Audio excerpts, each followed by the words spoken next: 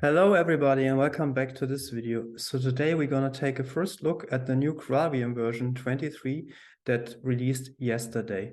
So first and foremost, you can simply download it from the web page. Just select the Java version you want. You see we now also have Java 20 and your operating system, for me it's macOS and Arc64 for ARM.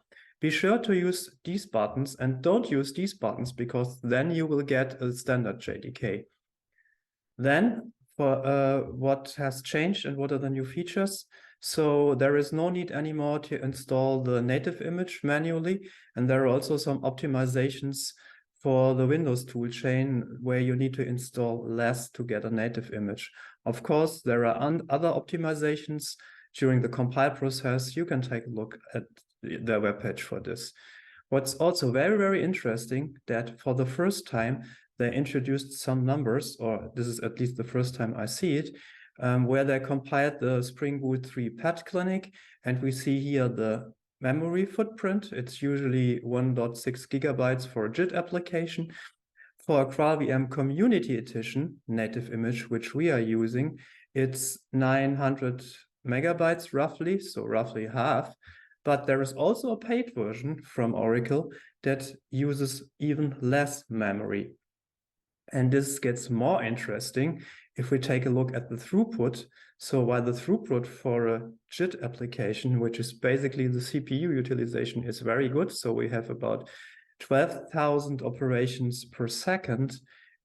If we go for the GraalVM Community Edition native image, it's only 50% of that, which means that the CPU utilization is worse than with the JIT application. However, if we pay Oracle for the paid version, we are nearly on par again with the JIT compiler. So yeah. And now I did some research on my own with my small applications, testing in an HTTP-only Spring Boot application and a Spring Boot with JPA application. Good news is they just compile right away, but there are some interesting number changes here. So the memory usage during startup went down about 23%. So the images, the applications now use 23% less memory. However, the compile times went 50% up, which is a little strange. And it's the same with the JPA application. So we have 23% less memory usage, but we paid that with 50% more compile time, 200 seconds to 300 seconds. I'm not sure what is going on here and if this will be optimized in the future or if there's some toggles here, but that's it for now. Thank you so much for joining me and I hope to see you on the next video. Bye.